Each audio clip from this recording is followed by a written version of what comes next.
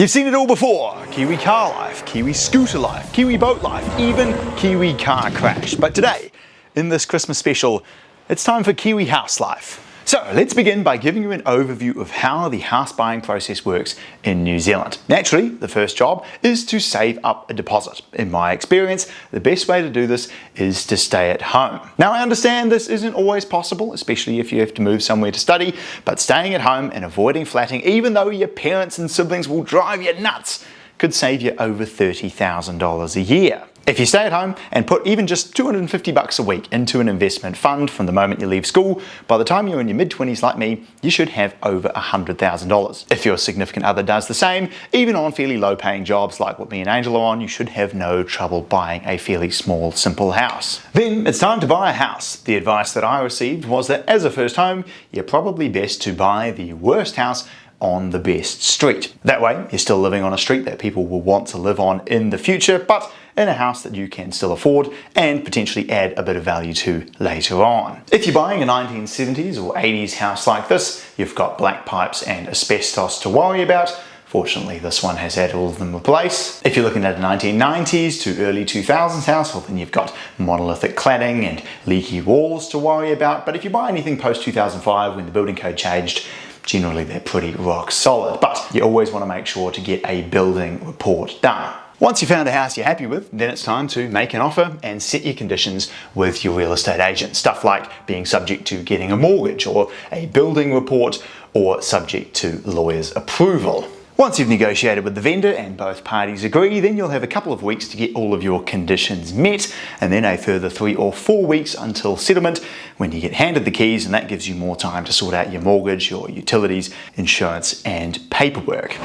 Once you got all that sorted, well then it's time to move in. We got all of Angel's stuff moved in just a few trips using my dad's Jazz and Grandma's trailer, and I'll be joining her in February after our wedding. Once everything was all moved in, while Angel was at a work conference all weekend, I set to work fixing all the little tidbits around the house. Fortunately, our house had already been painted inside and out, and it had a new roof, new carpets, a new kitchen, and a new bathroom. So, really all it needs, like with a lot of the cars I restore, is someone with a bit of OCD to come along and tidy up the rough edges. The first job on the list was to remove the unnecessary net curtain rails and random screws that had been left in the walls over the years.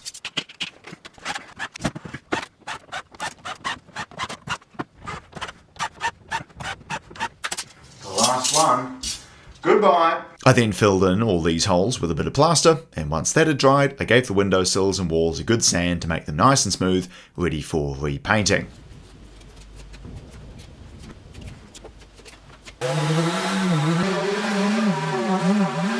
With the prep done, I masked off all the window frames and painted over the patched areas. Annoyingly, whoever had painted the windowsills previously had done a really sloppy job of it, getting white paint all over the brown window frames. I managed to scrape some of this off, but unfortunately I'll just have to accept that the windows will always look a bit amateurish. I then moved on to replacing all the door handles. For some strange reason, the downstairs office handle was gold, the kitchen handles were all black, the hot water cupboard and bedroom handles were wood, the bathroom handle was silver, and the wardrobe handles were white. So I went around the whole house replacing all the old door handles with brushed silver ones so that they all match. I was originally going to delay doing it as I didn't think that it was much of a big deal to begin with, but Angel had been begging me to do them, so I did. The funny part though is that when she finally got home from her conference, she didn't even notice. And then what else do you notice?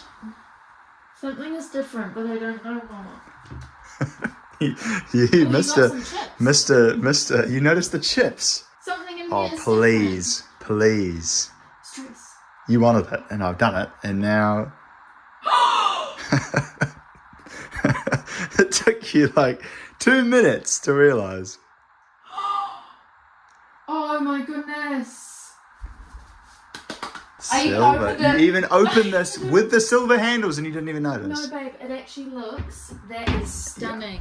Then it was time to paint the bedrooms. While it seemed a bit of a waste to paint them a second time, as they'd literally just been painted professionally a few months ago, the hideous yellow was really not to our taste. So, I removed the curtains and curtain rail holders, masked off all of the white door and window frames and around the carpets, and set to work painting the rooms a more neutral colour. One thing's for sure, I definitely wouldn't want to work as a painter. While it's rewarding to see the fruits of your labour once it's all done, it's certainly hard work and it took us 2 whole days to paint just 2 rooms. But We got the job done, and once we'd moved our bed, bedside tables and lamps in, the master bedroom in particular looked a lot more homely.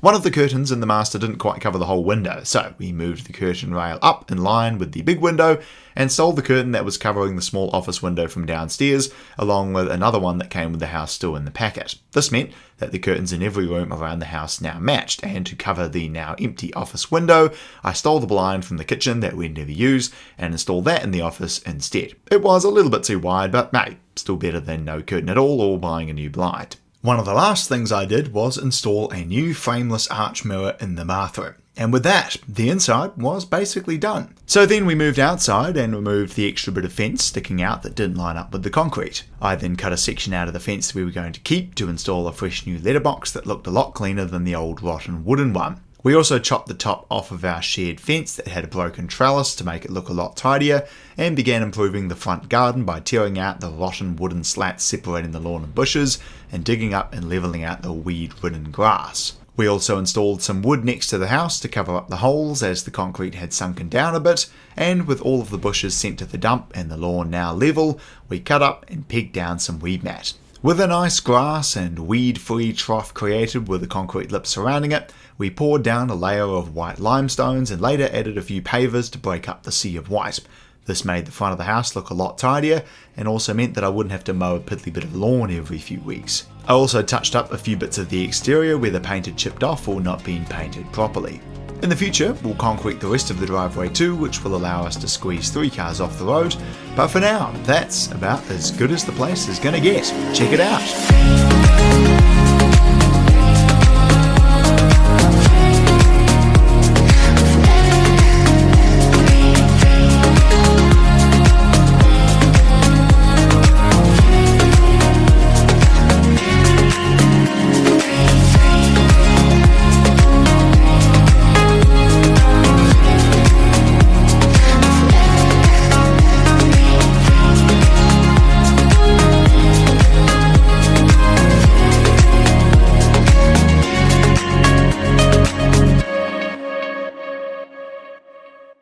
And with that, the KiwiCarLife house is complete. Indeed it is. We've still got a couple more things that we want to sort out here and there, don't we? Yes, so we want to add a splashback to the kitchen with some tiles to give it a bit more character, concrete at the end of the driveway to give us more parking space, add a clothesline outside, and give the house a good water blast so it is nice and clean coming into the new year. But once all that's done, then the place really will be complete. We're really happy with how it's turned out. Just a little bit of work here and there, like with all of the cars that I restore on the channel, really does make a pretty big difference to a little house like this. And so, I suppose all that's left to say is Merry Christmas and a Happy New Year. Thanks very much for watching KiwiCarLife in 2025. We've got some awesome content coming next year, so we will look forward to seeing you then.